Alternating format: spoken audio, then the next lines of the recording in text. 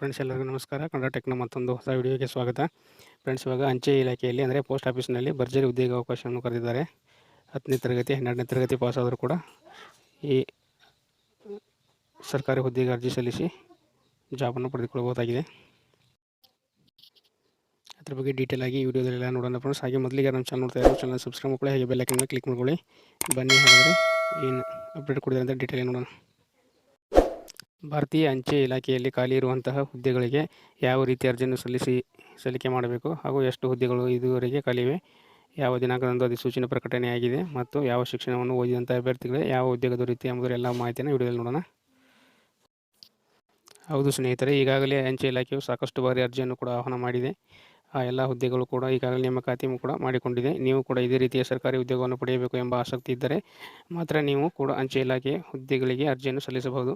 ಈ ಒಂದು ಅರ್ಜಿ ಕೂಡ ಆನ್ಲೈನ್ ಪ್ರಕ್ರಿಯೆ ಇರುತ್ತದೆ. ಆನ್ಲೈನ್ ಮುಖಾಂತರ ಅರ್ಜಿ ಸಲ್ಲಿಸುವ ಉದ್ಯೋಗವನ್ನು ಪಡೆಯಬಹುದಾಗಿದೆ. SSLC ಆಗಿದ್ದರೆ ಸಾಕು, ಅಂದರೆ 10ನೇ ತರಗತಿ ಓದಿದಂಥ ಅಭ್ಯರ್ಥಿಗಳಾಗಿದ್ದರೆ ಸಾಕು, ನೀವು ಕೂಡ ಸರ್ಕಾರಿ ನೌಕರಿ ಪೋಸ್ಟ್ ಆಫೀಸ್ನಲ್ಲಿ ಪಡ್ಕೋಬಹುದಾಗಿದೆ.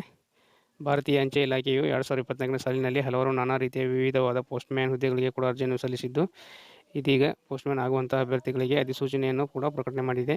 ಈ ಒಂದು ಉದ್ಯೋಗ ಯಾವ ಹೆಸರಿನಲ್ಲಿ ಇರುತ್ತದೆ ಅಂದರೆ, ದಿನನಿತ್ಯವೂ ಕೂಡ ಅಂಚೆ ಇಲಾಖೆಯಲ್ಲಿಯೇ ಕಾರ್ಯನಿರ್ವಹಿಸಬೇಕೆಂಬ ಕೆಲಸವನ್ನು ಈ ವ್ಯಕ್ತಿಗಳು ಪಡೆದುಕೊಂಡು ದಿನನಿತ್ಯವೂ ಕೂಡ ಕೆಲಸವನ್ನು ನಿರ್ವಹಿಸಬೇಕಾಗುತ್ತದೆ. ಹಾಗೂ ಸಾಕಷ್ಟು ಸಾವಿರಾರು ಹುದ್ದೆಗಳು ಪೋಸ್ಟ್ಮ್ಯಾನ್ ಹುದ್ದೆಗಳಿಗಾಗಿ ಭರ್ತಿಯಾಗುತ್ತಿದೆ. ಇನ್ನು ಮಹಿಳಾ ಅಭ್ಯರ್ಥಿಗಳು ಕೂಡ ಈ ಭಾರತೀಯ ಅಂಚೆ ಇಲಾಖೆಯಲ್ಲಿ ಅರ್ಜಿಯನ್ನು ಸಲ್ಲಿಸಬಹುದಾಗಿ. ಪುರುಷರು ಕೂಡ ಪೋಸ್ಟ್ಮ್ಯಾನ್ ಹುದ್ದೆಗಳಿಗೆ ಹಾಗೂ ಇನ್ನಿತರ ಅಂಚೆ ಇಲಾಖೆ ಹುದ್ದೆಗಳಿಗೆ ಅರ್ಜಿ ಸಲ್ಲಿಸಿ ನೀವು ಇದರಲ್ಲಿ ಜಾಬನ್ನು ಪಡೆದುಕೊಳ್ಳಿ.